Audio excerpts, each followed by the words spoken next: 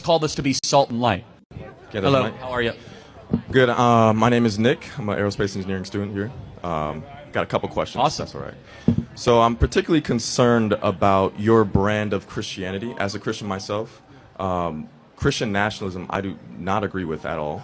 I think it's antithetical to the values of the early church. And I think, how do you reconcile especially white Christians in this America, marrying politics and power with their faith in this country? There's a lot there. I've never described myself as a Christian nationalist. So I'm a Christian and a nationalist, so I've never used those two things. And then right there, that and nationalist, where in the scriptures does a Christian... Well, thank you. Jeremiah 29:7, demand the welfare of the nation that you are in, because your welfare is tied to your nation's welfare. Let me continue. Daniel fasted and prayed for his nation. Esther and Mordecai cared for their nation. They were counsel of the king. Right. Nehemiah, Jeremiah, Joseph, Jacob. I could keep on going. Moses, Aaron. In fact, Moses was so political that he wrote an entire book of the Torah all about how to set up a government. It's the book of Deuteronomy. So, in fact, the Bible is an explicitly political text amongst many other things. Now, can we interpret those texts in the light of the revelation of Christ? Because you just cited all Old Testament texts, but you have not once cited St. Paul.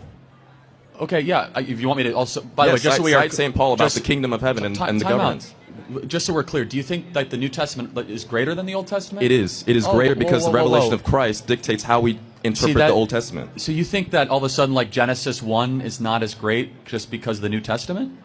The Old Testament was a type and shadow of the things to come, and now we live in the full revelation of Christ.